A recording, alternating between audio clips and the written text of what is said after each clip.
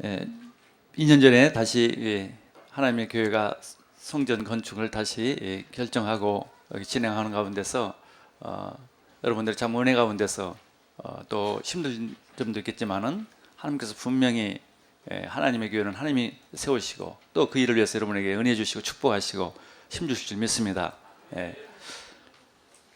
오늘 나고야 저희 교회에서는 나고야 교회에서는 곽 목사님께서 설교해 주시고 제가 또 여기 와서 하나님의 말씀을 대언하는데 특별히 교회 건축 중이기 때문에 또 저한테는 필요한 말씀을 꼭 달라고 기도를 많이 하고 왔습니다. 그래서 오늘 1부, 2부, 3부 메시지를 통해서 주님께서 주신 말씀, 하나님께서 사랑하는 세계 비전 교회에 주신 말씀을 꼭 마음에 담길 바랍니다. 오늘 본문의 말씀은 스가랴라고 하는 선지자에게 하나님께 주신 말씀을 기록해 놓은 것입니다. 이스라엘이 성전을 건축했는데 거기다가 우상을 섬기고 우상을 놓고 하나님을 모독하니까 하나님께서 바벨론이라는 나라를 통해서 기원전 586년에 성전을 파괴시켰습니다. 이스라엘 백성들을 전부 바벨론 포로로 끌고 갔습니다. 그러나 하나님께서는 그들을 사랑하시고 주님께서 주신 언약을 이루기 위해서 다시 70년 만에 기원전 536년경에 다시 바벨론에서 다시 이스라엘로 회복시킵니다. 귀환을 시키는 것입니다. 귀환을 해서 성전을 짓는데 성전 건축이 순조롭게 되지 못했어요. 여러 가지 방해가 있어가지고 그때 하나님께서 학개 선지자 또 스가랴 선지자 이 두 선지자를 통해서 다시 말씀을 주십니다. 성전 건축의 이유를. 그래서 제가 이 말씀이 저한테 붙으셨습니다. 지금 세계비전교회 성전 건축이 많이 지연도 됐고 또 이제 다시 진행이 되는데 하나님 이 말씀을 제게 주셔서 이 말씀을 꼭 전달하도록 이 말씀의 의미가 무엇인지 우리가 어떻게 적용되어야 하는지 그것을 나누고자 합니다. 성전 건축은 하나님의 최대 미션입니다.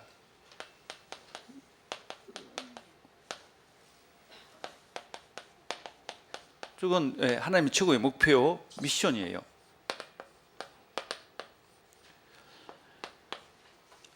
하나님께서 갈대 우르에 있는 아브라함을 부르셨습니다. 왜 부르시라고 했겠습니까? 다 이유가 있죠. 가나안 땅에 갈 이유. 그런데 더 구체적으로 한마디로 얘기한다면 단을 쌓기 위한 것이었습니다. 성전 건축이 위한 것이었습니다. 그래서 창세기 22장 1절에서 18절에 보면은 여기서 하이라이트가 됩니다. 모리아산에서 이삭을 바치는 그 단을 쌓는 이것으로 아브라함의 사명이 완성되는 것이죠. 그 모리아산에 지금 이스라엘 성전이 건축되어 있습니다. 하나님께서 모세를 부르셔서 애굽에서 이스라엘 백성들을 건져냈습니다. 건져내서 다시 가나안 땅에 갑니다. 가는 이유가 뭐겠습니까? 물론 메시아 오실 땅, 그 땅으로 가는데 이유가 바로 출애굽기 3장 18절에 보면은 바로 우리 하나님 여호와께서 우리 하나님 여호와께 제사를 드리려 옛날 성경에 희생제물이라고 했습니다. 희생제물을 드리려 하오니 사흘길쯤 광야로 가도록 허락하소서 하라 이렇게 말씀했습니다. 이 희생제물을 드리기 위한 성전을 건축하라. 자, 그 구체적으로 구체화됩니다. 처음에는 단을 쌓아라, 또 아브라함에게 단을 쌓으라고 했죠. 그리고 희생제물을 드리라고 했습니다. 근데 그게 더 구체적으로 다윗과 솔몬 시대에 그것이 더 확실하게 구체화됩니다. 다윗에게 하나님께 그 마음을 주시고 하나님이 너무 기뻐하셨어요. 하나님께서 다윗이 정말 하나님 뜻을 온전히 깨달은 것을 알았기 때문에. 그래서 드디어 그 아들 솔로몬 때 그 일이 성취됩니다. 근데 열왕기상 6장 1절에 보면은 이렇게 기록되어 있어요. 이스라엘 백성들이 출애굽하여 460년 되던 해에 출애굽을 해서 460년이나 걸렸다는 것이죠. 460년 되던 해에 이렇게 기록해요.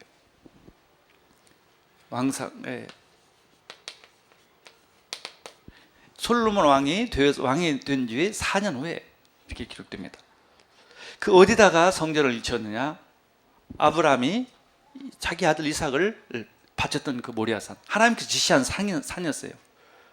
하나님께서 지시한 산. 그 산에다가 성전이 지어집니다.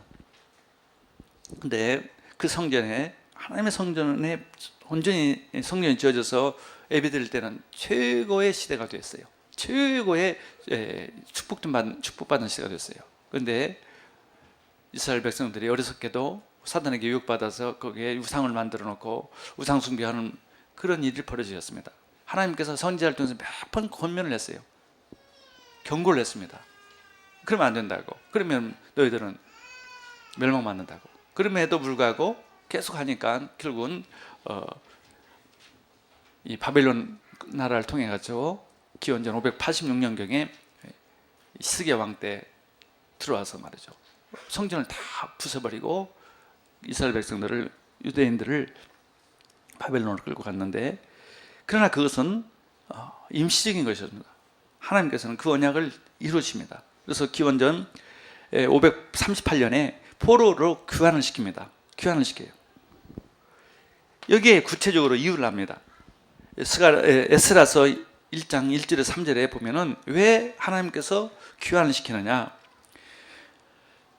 바사왕 고레스 원년에 여호와께서 에레미야의 입을 통해서 하신 말씀을 이루게 하시려고 바사왕 고레스의 마음을 감동시키심에 그가 온 나라에 공포도 하고 곧 조서도 내려 이르되, 바사왕 고레스는 말하노니 하늘의 하나님 여호와께서 세상 모든 나라를 내게 주셨고 나에게 명령하사 유다 예루살렘 성전을 건축하라 하셨나니 이스라엘의 하나님은 참 신이시라. 너희 중에 그의 백성된 자는 다 유다 예루살렘으로 올라가서 이스라엘의 하나님 여호와의 성전을 건축하라. 그는 예루살렘에 계신 하나님이시니라. 아멘.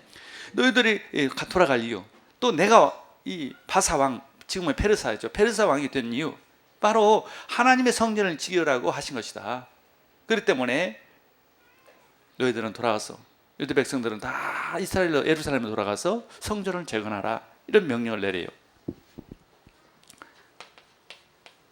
그래서 이걸 보면 이게 다 이해가 되죠. 하나님이 왜 아브라함을 불러서 갈대우르에서 불러서 이스라엘로 가나안 땅에 오게 했는지, 왜 모세를 출애굽시켜서 가나안 땅에 오게 했는지, 왜 다윗 왕을 그렇게 기뻐하셨는지, 성전을 재건하는 것이, 그 성전 건축이 하나님의 최고의 미션이었습니다. 그 자리에 이제 어떤 일이 있었습니까? 그 자리에 드디어 이제 성전의 주인공이신 그리스도께서 그 갈보리산에서, 바로 모리아산이 갈보리산이에요. 그곳에서 십자가를 달려서 모든 우리의 죄를, 모든 우리의 저주를, 이 사망 권세를, 사단을, 모든 문제를 완전히 끝내는 것이었습니다. 할렐루야. 여기서 주님께서 다 이뤘어요. 내가 다 이뤘다.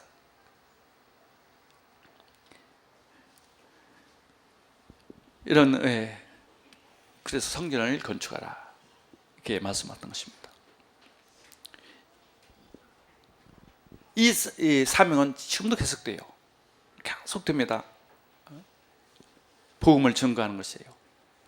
교회 회복하는 것이에요. 이게 계속돼요. 이게 하나님의 비전은 변하지 않습니다. 그런데 이 성전 건축은 사단은 아주 싫어합니다. 이게 방해하는 건 있어요.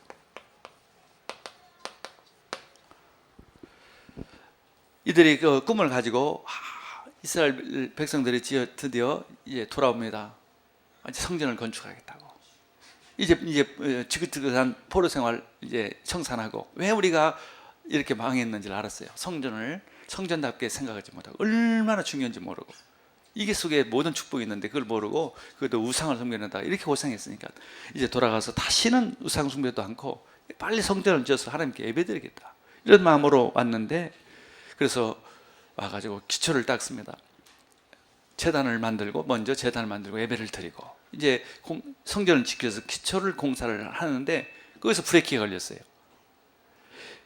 어떤 브레이크가 걸렸냐, 그 지역에 자기들이 그 바벨론에 끌려가서 포로 간 사이에 그 북쪽에 살던 사마리아 사람들이 남쪽까지 다 내려와서 그 땅을 다 차지하고 자기 것인 양 거기서 경작도 하고 다 자기 것처럼 살다가 이제 와서 이스라엘 백성들, 유대인들이 와서 다시 성전을 짓고 그걸 살려고 하니까 이들이 이제 자기들의 기득권이 없어지니까, 또 자기들은 우상을 숭배하는데 우상의 하나님, 우상을 섬기지 않고 참 하나님을 섬기니까 그게 싫은 것이에요. 우상 숭배자들은요, 참 하나님 믿는 것을 싫어해요. 그리고 기득권이 지금 손해보는 거게 됐어요. 그래서 전략을 쓰는데, 어떤 전략을 하냐, 너희들 짓는데 같이 내가 좋겠다, 같이 나도 동역하겠다, 이런 거짓말을 하면서 동역을 하려고 그래요. 근데 이스라엘 백성들은 알죠. 이들이 진짜 도와주려고 하지 않죠. 근데 거짓말을 한다는 걸 아니까 거짓을 했습니다. 에스라 4장에 보면은 구체적으로 4가지 방법으로 합니다. 거짓말을 해요. 동역하는 것처럼. 같이 예배드리고, 같이 나도 우리들도 같이 예배드리고, 같이 예배드리기 위해서 같이 동역하겠다, 거짓말하면. 그런데 이스라엘 백성들이 알죠. 거부합니다. 거부하니까 이번에는 힘을 빼요. 자꾸 힘을 빼서 의욕을 잃도록 여러 가지 방법으로 방해를 합니다. 그래도 이스라엘 백성들 성전을 지으려고 하니까, 세 번째로 이제 거기에 있는 관리들, 그 지역에 이제 아직도 이스라엘 그 지역은 아직도 그 바사의 통치 아래에 있기 때문에 관리들이 있었어요. 그 지역 담당하는 관리들에게 뇌물을 줘서 방해를 또 합니다. 뇌물 공세로 해요. 그래도 이스라엘 백성들이 지려고 하니까 이제는 어떤 방법으로 하냐, 그 지역에 있는 공무원들, 고급 공무원들을 포섭을 해가지고 바사 왕에게 공문을 보냅니다. 이 이스라엘 백성들이 와가지고 성전을 지으려고 하는 이유가, 이제 바사국으로부터 독립운동을 하려고 합니다. 이제는 세금도 안 냈고 도로세도 안 냈고 다 바사왕을 배반하고 자기들이 이제 독립국가를 만들려고 합니다 라고 이렇게 거짓말로 보고를 올리도록 합니다. 그러니까 바사왕이 깜짝 놀래가지고, 그 당시에 바사왕이 이제 고레스 왕이 아니고 다른 왕으로 바뀌어졌어요. 아하수라 왕이었어요. 아하수라 왕이 그 공문을 보고 이거 안 되겠다, 딱 공사를 정지시킵니다. 성전 건축을. 또 그 다음 왕이었던 아닥사스다 왕도 또 같은 방법으로 정책을 써요. 공사를 정지시킵니다. 그래서 꼼짝없이 바사 왕의 행정관과 서기관의 그 공문을 보고, 그 지역에 있는 예루살렘 지역에 있는 행정관, 서기관들의 공문을 보고 꼼짝없이 이제 왕이 정지 명령을 내렸기 때문에 이스라엘 백성들은 더 이상 할 수가 없었어요. 이렇게 정지가 한 17년 가까이 진행이 되고 있습니다. 17년이나 공사가 못하고, 그런 상황에서 하나님께서 이 선지자 스가랴를 부른 것입니다. 스가랴를 불러서 이 말씀을 주신 것이에요. 스가랴서 4장 우리가 1절에서 6절의 말씀이죠. 조금 여러분들이 좀 난해한 내용도 있어요. 근데 성경은 난해하지 않은데 여러분들이 등잔이 촛대가 어떻게 했는지 잘 모르죠. 이스라엘 가보면 알아요. 등잔 촛대가 어떻게 되는지. 인터넷을 보면은 알아요. 이제 그런 촛대 모양을 보여줘요. 그리고 촛대는 교회를 말합니다. 그 다음에 감람나무 자체가 중요한 것이 아니라 나무 열매가 감람유예요. 올리브유예요. 올리브유. 그 촛대에 옛날 우리는 등잔에 등유를 넣어서 켰는데 이스라엘 사람들은 성전에는 이 촛대에다가 올리브유를 넣고 기름을 붙입니다. 불을 붙입니다. 기름을 의미합니다. 성령을 의미해요. 이 스가랴 선지자에게 8가지의 그 환상을 보여줍니다. 스가랴서를 보면은 그 중에 이 환상은 5번째 환상이에요. 근데 어떤 면에서 가장 중요한 환상입니다. 이 환상의 의미가 촛대가 보여지고 거기에 감람나무가 보여진단 말이죠. 기름이 보여진단 말이죠. 그래서 그 무슨 말씀이냐? 6절에 보면은 그가 내게 대답하여 이르되 여호와께서 스룹바벨에게 하신 말씀이 이러하니라. 스룹바벨은 이스라엘 백성들을 이끌고 나온 리더였어요. 여호와긴 왕 때 포로가 되고 말았어요. 여호와긴이 이스라엘 왕, 유다 왕이었는데 끌려갔습니다. 그 아들의 아들, 손자였어요. 손자가 스룹바벨이요. 스룹바벨이 총독이 되어서 이제 고레스 명령을 받고 유다 왕으로서, 유다 왕은 아니에요. 총독으로서 이제 옵니다.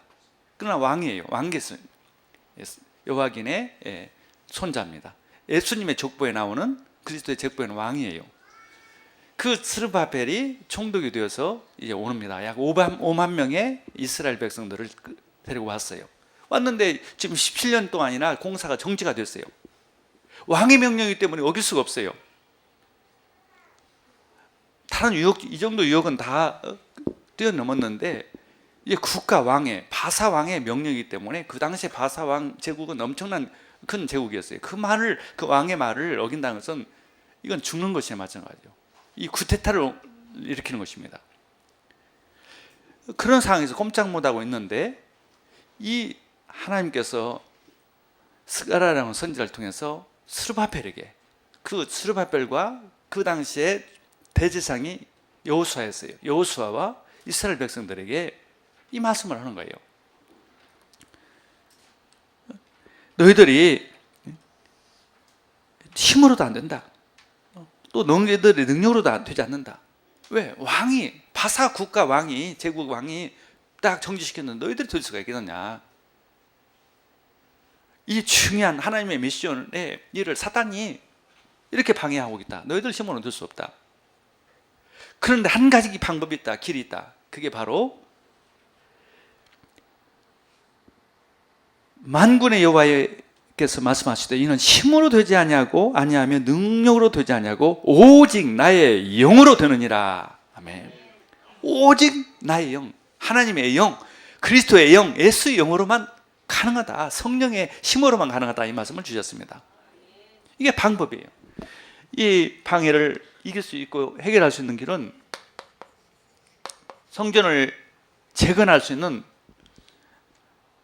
방법은 한 길밖에 없다.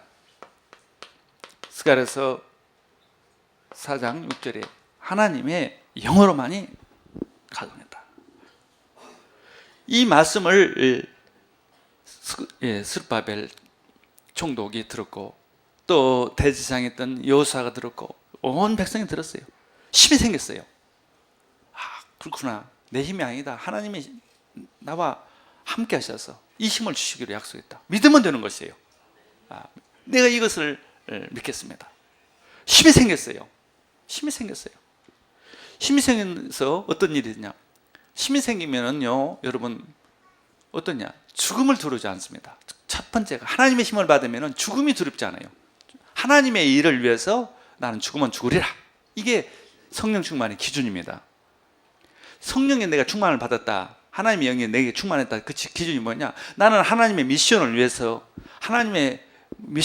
나는 죽으면 죽으리라. 하나님께서 나를 구원하시려고 자신도 십자가에 죽으셨어요. 그게 하나님의 그 기준이에요. 성령이 충만하니까 두려움이 없어지는 거예요. 두려움이 없어져서 짓는 거예요. 왕이 지어라 명령한 것이 아니에요. 지금 정지시켜놨어요. 그것을 어기면 죽어요. 그런데 성전 재건을 하는 것입니다. 성전 재건을 하니까 에스라서를 읽어보면 참고가 됩니다. 에스라서 5장 1절과 2절에 보면은 온 백성이 들었다고 그랬어요. 여기서는 스가랴 선지자가 스룹바벨에게 한 말이지만, 그건 스룹바벨은 그 말을 듣고 모든 백성들에게 전달해야 할 사람이기 때문에 스룹바벨이라는 것이에요. 여러분, 하나님의 말씀은 이렇게 됩니다. 예수님께서 예수님의 말씀을 전달할 주의 종에게 줍니다. 첫 번째, 주의 종에게 주면은 주의 종한테만 주는 게 아니에요. 그 주의 종은 그 말씀을 전달자로서, 하나님의 사자로서 그걸 전달합니다. 교회에. 그렇기 때문에 여기서 스룹바벨에게 줬다는 말은, 스룹바벨은 그 말씀을 받아서, 그 당시에 스룹바벨은 이스라엘 백성의 지도자이기 때문에 그가 받아서 그것을 전달했어요. 자기도 받고 전달했어요. 전 백성들이 힘을 얻었어요. 하나님의 영으로 된다. 아멘. 하나님이 영으로 하시겠다. 하나님이 하시겠다. 믿기만 해라. 믿어졌어요. 언약을 붙잡아졌어요. 그랬더니 이 흑암이 이제 벌벌 떠는 거죠. 하나님의 말씀이 성취됐어요. 재건을 시작했어요. 재건하는데 어떤 일이 벌어졌습니까? 죽음을 각오하고 재건을 하면 그때 이제 일이 벌어지는 것입니다. 그 당시까지만 해도 그 지역에 담당했던 행정관들이 굉장히 유대인들에 대해서 배타적이고 방해하려고 했어요. 이 사마리아인들과 함께. 사마리아인들은 여러분 알죠? 호녀라들이죠. 북쪽에 아수르 나라에 정복돼서 북쪽 이스라엘 사람들은 전부 다, 남자들은 해외 세계 외시장 걸려가고, 대신에 이방인들의 남자들이 와서 그 북쪽에 사는 이스라엘 여자들과 결혼해서 혼혈하게 됐어요. 다 복음이 없어졌어요. 우상숭배자들이 됐어요. 그들과 합쳐서 굉장히 이스라엘 백성들을, 유대 민족을 배타적이 했는데, 이렇게 결단을 하니까 거기 있던 행정관들이 호의적이에요. 이상한 마음이 들었어요. 옛날에는 배타적이었는데 왕의 명령을 어기는데도 배타적이에요. 호의적이 되어가지고 공문을 또 보냅니다. 분명히 왕의 명령을 어기고 있으니까 공문을 보내야 할 거 아니겠어요? 공문을 보내는데 좋은 뜻으로 공문을 보내요. 이들이 참으로 왕의 명령을 어기서 성전을 건축하는데 아주 잘 건축하고 있습니다. 이런 식으로 공문을 보내는 거예요. 에스라서 5장을 읽어보면은. 그러면서 무슨 말하냐면, 이들이 건축하는 이유가 고레스 왕 때의 명령을 받아서 자기들은 건축한다고 합니다. 이렇게 얘기를 해요. 그러니까 그 당시에 왕이 다리오 왕이었습니다. 다리오 왕이, 그래 고레스 왕이, 일대 왕이 그런 명령을 내렸나? 한번 전부 다 창구를 뒤져봐서 그런 공문이 있었는지를 봐라. 보니까 공문이 있는 거예요. 그러니까 다리오 왕이, 그래 좋다. 지토록 하가라. 다리오 왕이 그렇게 명령을 내려요. 그래서 다리오 왕 때에 2년 때, 다리오 왕이 된 2년 때에 이렇게 공문이 내려집니다. 할렐루야. 그러니까 하나님의 영이 임하면은, 하나님의 성령이 우리에게 충만해지면은 죽음이 두렵지 않아요. 기독교이라는 것은 뭐냐? 나는 그래요. 생명을 걸 수 있는 은혜를 주시는 거예요. 그게 신앙이에요. 신앙의 기준. 성령이 그것으로 임하면 그럴 때 일이 되어져요. 모든 일은요, 그때 일이 되어집니다. 그 전까지만 사단은요, 방해합니다. 사단이 대단한 것처럼 보여요.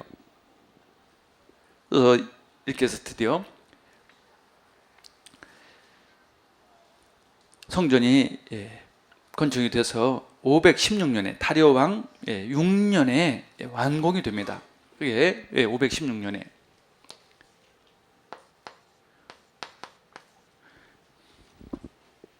4년 만에 되는 거예요. 17년 동안 수도비 됐다가 4년 이제 재건이 시작해서 4년에 걸쳐서 완공을 이룹니다. 근데 우리가 바벨론 포로 70년 하면은 어떤 의미를 가지고 있어요? 여러분들 바벨론 포로 오면 바벨론에 끌려가서 70년 있었다라고 우리도 알고 있죠. 그것은 정확한 말이 아니에요. 하나님의 기준은요, 포로 생활이 아니었어요. 516년에 교회가 재건이 되는데요, 다리오 왕 6년에. 이 전에 파괴된 때가 언제였습니까? 이 시드기야 왕 때 파괴가 됐는데 이 느부갓네살 왕이 와가지고 성전을 파괴합니다. 그게 586년이에요. 기원전 586년에 파괴가 돼가지고 516년에 재건을 시킵니다. 그 횟수가 70년이에요. 그러니까 하나님의 기준은 이스라엘 백성들이 어디에 사느냐 그게 문제가 아니었어요. 성전이 있느냐 없느냐. 성전이 파괴돼 버렸어요. 근데 성전이 다시 재건이 됐어요. 그게 딱 70년이에요. 그래서 바벨론 70년이라는 기준은 성전이 파괴됐다가 다시 재건된 그 기간을 70년이라고 해요. 그 얼마나 성전 건축의 재건이 중요한 일이겠어요. 여러분들이 그 의미를 잘 아셔야 합니다. 그러면은 이 성전 건축의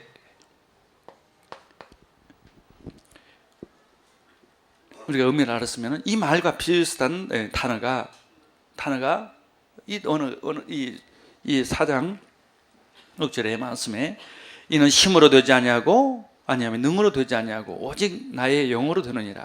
큰 산아 내가 무엇이냐? 큰 산아 무엇이냐? 아무리 큰 방해거리가 무엇이냐? 내가 스룹바벨 앞에서 하나님 백성들 앞에서 정말 성령 충만한 사람 앞에서는 평지가 되리라. 그가 머릿돌을 내놓았을 때에 우리가 외치기를 은총이 그에게 있을지어다 하리라.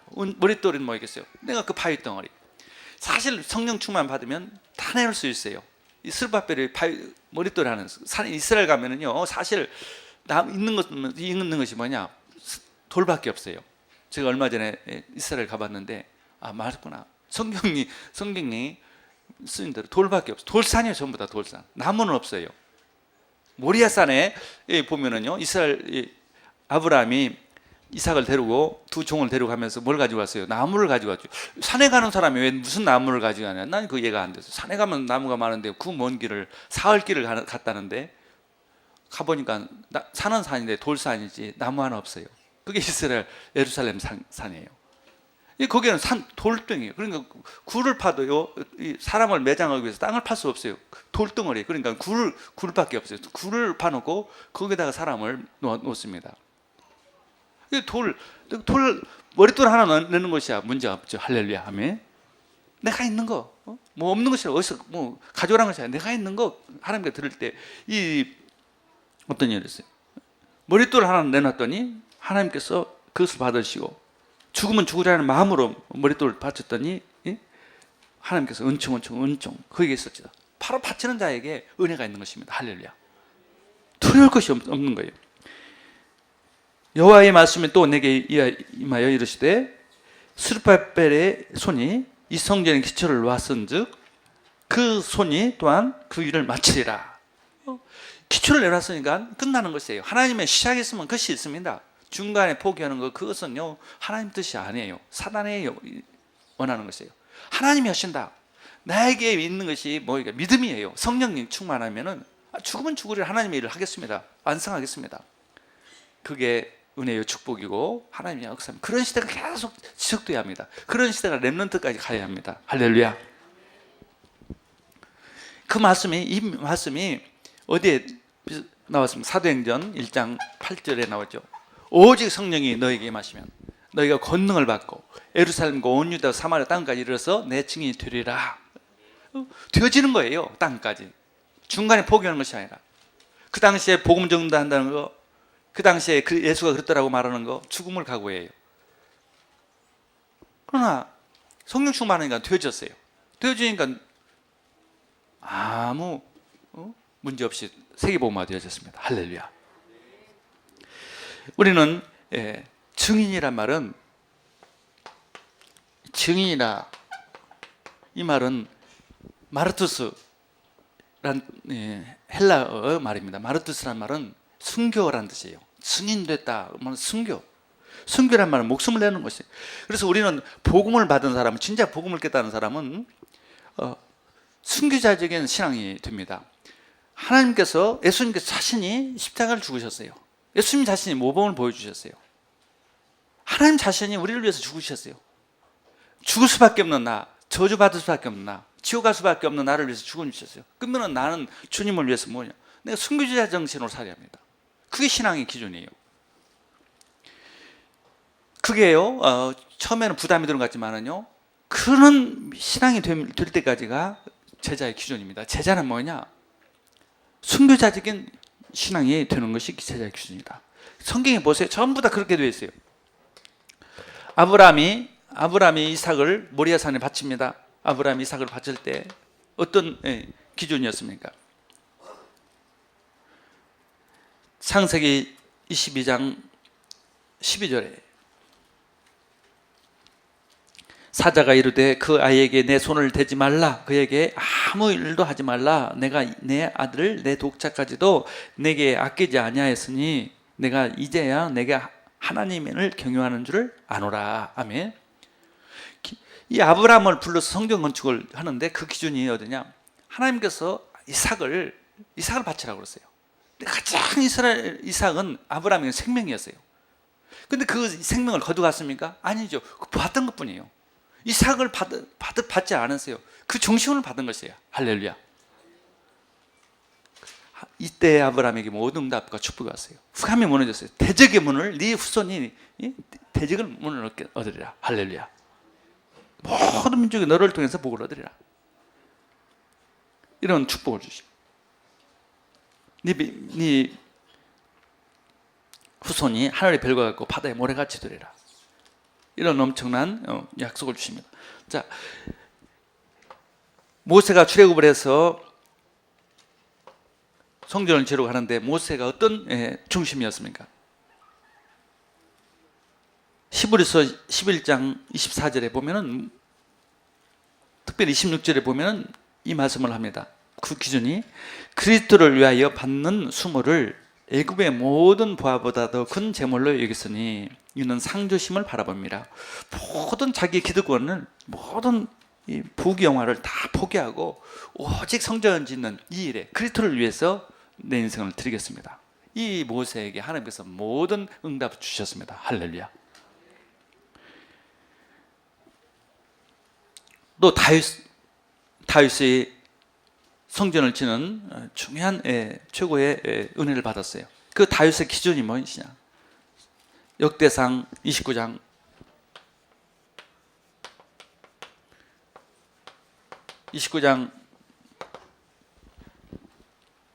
14절을 우리 함께 보겠습니다. 내가 나와 내 백성이 무엇이기에 이처럼 즐거운 마음으로 드릴 힘이 있나이까? 모든 것이 주께로 말미암아 사오니 우리가 주의 손에서 받은 것으로 주께 드렸을 뿐입니다. 아멘. 모든 것이 주의 것이에요. 죽을 수밖에 없는 나를 십자가에서 그리스도에서 살리시고, 나는 공짜 인생이에요. 거저 인생이에요. 죽었던 나를, 허물과 죄로 죽었던 마귀의 종이었던 나를 살리셨어요. 주님의 것입니다. 모든 것이 주님이에요. 주님의 것인데 주님께서는 내가 그만큼 나는 너를 위해서 모든 것을 버렸기 때문에 너도 나에게 모든 것을 올인하라는 것이에요. 뺏어가는 존재가 아니에요. 그 중심을 받는 것이에요. 할렐루야. 저는 성경 건축에 대해서 많은 축복들을 받았어요. 제가 옛날에 요양선 다녔는데 그 선장이 그 홀트 아동복지에서 근무했던 아버지 아들이에요. 홀트 아동복지에서 근무하는 아버지가 자기는 이제 요양선을 타서 선장이기 때문에 월급을 보내면은 자기하고 한 번도 상의하지 않고, 지금 같으면 인터넷도 있고 휴대폰도 있겠지만 그 당시에는 그런 게 잘 없었어요. 아무튼 자기가 벌었던 돈을 전부 다 교회 건축원금에 드렸어요. 아들이 벌은 바다에서 목숨 걸고 돈 버는 말이죠. 근데 아들도 그걸 알고 나서는 아버지 잘했습니다. 돈 하나도 없어요. 근데 하나님께서 이민 갈 길을 열어줘가지고 미국에 이민을 갔습니다. 얼마나 고생했는지 몰라요. 이민 가니까 돈도 없죠. 그러니까 아무튼 병원 소재부터 시작해서 그런 일을 했는데 결국은 얼마 후에는 아주 억만장자가 되었습니다. 그게 오래된 얘기예요. 하나님 기적 같은 축복을 주시는 거예요. 그러니까 이분들에게 은혜가 임한 것이죠. 우리 교회도 스키 장로님이라고 있는데 지난번에 여러분 여기 와서 간증했던 분이 있어요. 특허사인데요. 그분은 얼마나 굳으시냐면은 청년 25살 때 티사스를 샀는데 지금 65세인데 30년, 40년 가까이 옷을 입어요. 그리고 구멍이 뻥뻥 땄어요. 예. 자기는 뭐 구멍이 떨어지든 따뜻하면 된다는 것이죠. 그리고 뭐 아무튼 혼자 사무실에서 혼자 일을 해요.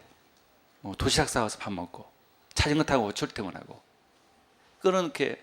근데 아무튼 절대 자기 위해서 돈을 쓰지 않아요. 근데 교회에서 할 때마다 무슨 일이 있으면 정말 제일 많이 헌신을 해요. 주님의 일이라면은. 근데 그 자녀들 또 그 사업, 지금도 일본도 65세 넘으면 할 일이 없어요. 그런데도 일이 너무 많아서 혼자 하기 부담이 될 만큼 편함없어요. 이번 신정 때도 뭐 연휴인데도 거의 하루밖에 못 쉬고 일을 해요. 하나님께서 주님 사랑하는 사람에게 정말 주님께 올인하는 그 은혜가 되면은 모든 응답이 되는 것입니다. 우리의 문제는 뭐냐? 그런 은혜가 없다는 것이죠. 교회 건축이 지연되겠어요. 우리가 그런 은혜가 부족하다는 것이죠. 그래서 우리 힘으로 되는 것이 아니에요. 하나님의 은혜가 필요해요. 주님, 나도 정말 주님께 올인할 수 있는, 주님 마음에 올인할 수 있도록 하나님 주옵소서. 일본에 한국의 교회가 많은데 그건 그 교회고요. 우리 교회를 나에게 헌신할 수 있는 은혜를 주옵소서. 그 교회가 그냥 세워진 게 아니에요. 그 다니는 교회들이 헌신에 의해서 세워졌어요. 그 교회를 지을 때 헌신했던 사람들 보세요. 다 축복받고 은혜 받았어요. 여러분들은 구정꾼도 아니에요. 세계 비전교회 세웠어야 할 이유, 우리 렘넌트들을 키워야 할 이유, 교회 중심으로 되는 것이. 다윗은 성전을 치는데 그렇게 갈망했어요. 이 다윗성을 보면은요, 여러분 다윗 살던 집하고 성전하고 바로 이웃이에요. 바로 그 이웃이 아니라 뭐 바로 옆집이에요, 옆집. 이게 다윗이 집에 있으면서 늘 성전을 가고 싶은 거예요. 그래서 성전을 지려고 그랬어요. 그러나 못 쳤어요. 그러나 거기는 언약궤는 갖다 놨어요. 그래서 늘 시간만 있으면 옆집이니까 바로 옆집이에요. 옆집이니까 가서 기도도 하고 찬양도 하고 그랬던 거예요. 그러니까 성군이 된 것이죠. 끝까지. 그 축복이 계속 왔던 것이죠. 솔로몬 때는 성전을 지었어요. 성전 짓는데 7년 걸리고 자기 집 짓는데 13년 걸렸어요. 2배 더 시간이 많이 걸린 거예요. 그러니까 집이 더 커요. 집이 더 좋아요. 그러니까 뭐였어요? 믿음이 자꾸 따라가는 것이죠. 그 당시에 인구가 5천밖에 이스라엘에 5천밖에 없었는데 5천밖에 안 사는 그 도시에 자기 후궁 1,000명이나 내려놓고 살았으니 그게 되겠어요? 정말 아버지 마음이 아니었어요. 아버지가 다 만들어 놓은 것, 아들이 그걸 몰라서 그 다윗에는 온전히 모든 것을 드릴 수 있는 은혜가 있었습니다. 할렐루야. 우리가 교회당과 교회는 좀 달라요. 교회는 사람이고 교회당은 사람들이 모이는 장소죠. 그러면 다르냐? 같습니다. 제가 그리스를 가봤더니 그리스는요, 그리스 정교가 있어요. 아주 큰 건물들이 많아요. 근데 개신교는 아주 없어요. 그런데 최근에 개신교들이 지금 부흥되고 있어요. 근데 그 정교의 사람들은요, 다른 나라 카톨릭하고는 달리 죽을 때 전부 재산을 바치더라고요. 정교의 사람들의 신앙의 기준은 죽을 때 전 재산을 자식한테 주지 않고 교회에 바쳐요. 그러니까 정교가 엄청 돈이 많아요. 그러니까 건물도 어마어마해요.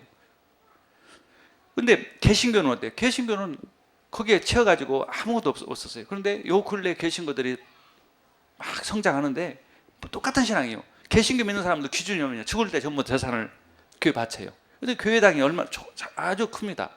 개신교도. 왜냐하면 정교회는 어마어마하게 큰 건물인데 개신교 조그마한 건물에 가려고 그랬어요? 안 가겠죠. 근데 이 유럽에서 유독 그리스만 기독교가 성장해요. 제가 직접 가서 예배 드렸는데 렘넌트 아들이 초등학생부터 고등학생들이 우글우글 해요. 유럽에 이렇게 교회에 렘넌트들이 있는 나라는 그리스밖에 없구나. 신앙의 기준이냐? 교회에 올인하는 거예요. 부모들이. 교회가 커요. 그러니까 아이들이 모이는 것입니다. 여러분, 왜 교회를 떠납니까? 교회에 올 수 있는, 아이들이 올 수 있는 내용이 없으니까 그래요. 초라한 건물에서 아이들이 누가 오려고 그랬어요? 더 좋은 시설, 더 좋은 환경, 거기서 태아부터 대학까지, 대학은 아니더라도 중고등까지 틈틈이 모여서 거기서 함께 포럼도 하고 함께 여러 가지 것을 비전을 세우고 교제할 수 있는 장소. 또 어른들도 일반 복지설이 아니라 교회에 모여서, 복지설 가야 할머니들끼리 모이면 자꾸 잘못 등을 가게 돼요. 교회에서, 교회가 전부 다 거기서 죽을 때까지, 유람에서 무덤까지가 교회가 돼야 해요. 그런 교회라면 얼마든지 많이 지어도 해요. 할렐루야. 거기에 올인해야 해요. 우리가 거기에서 복음화가 되어지고 세계 복음화가 되어지는 것입니다. 그런 기능을 회복하는 것이 그래요. 초대교회 기준이 뭐 있습니까? 초대교회 기준들은 교회당 없었다. 점점 만만해요. 사도행전 2장 45절 46절 보니까 전 재산을 전부 다 교회에 갖다 놨어요. 교회 공동체 생활했어요. 그게 기준이었습니다. 왜? 성령이 충만했습니다. 주님 사랑했습니다. 그 속에서 기적이 일어났습니다. 축복이 다 일어났습니다. 우리 이제 여러분들이 고생도 많이 했습니다. 고생도 많이 했는데 기준이 어디냐? 신앙의 기준은 정말 성령 충만이 되는 것이에요. 할렐루야. 신앙의 기준은 주님을 위해서 나는 생명 드리겠습니다. 그게 기준이에요. 그러면 생명이 없어지냐? 재산이 없어지냐? 하나님께서는 말씀하셨어요. 이 땅에서 나와 복음을 위해서 집과 전토를 벌인 자는, 자식과 부모를 벌인 자는 100배로 받고, 할렐루야, 영생을 얻지 못한 자가 없느니라. 세계복음화 되어지게 되어 있어요. 우리가 두려워하지 마세요. 렘넌트들이 많고 젊은이들이 많은데 두려워하지 마세요. 우리 한국교회가 두려워하지 마세요. 이제 쇠퇴하느냐 마느냐는 성령 충만을 받고 그리스도로 충만해져서, 그리스도로 각인이 되어져서, 말씀에 따라가서 말씀으로 충만해져서, 강단 말씀으로 충만해서 거기에 올인하는 것입니다. 할렐루야. 그 길만이 본인이 복받고 본인이 살고 후대가 살고 그런 민족이 살고 세계가 사는 길입니다. 그래서 오직 그리스도 영어로 여러분 충만해서 교회 완성하고 거기서 교회 문화를 만들고 세계 선교할 수 있는 축복이 받기를 주님 축원합니다. 증인이 되기를 바랍니다. 기도하겠습니다. 전능하신 하나님 아버지, 주님께서 사랑하는 세계 비전 교회, 정말 렘넌트가 있고 또 세계 비전, 선교하는 비전 있는 언약을 주신 교회, 하나님 이제 중요한 하나님 성경 건축을 놓고 하나님 성도들이 힘껏 헌신하고 있습니다. 주님, 그 일이 바로 하나님의 비전이요, 하나님의 목표요, 하나님의 최고의 미션인 것을 알게 하여 주시고, 하나님 교회 미션을 따라서 하나님 교회 최고의 헌신하는 은혜를 내려 주옵소서. 하나님 교회 문화를 회복하게 하여 주시옵소서. 복음의 능력이 임하게 하여 주옵소서.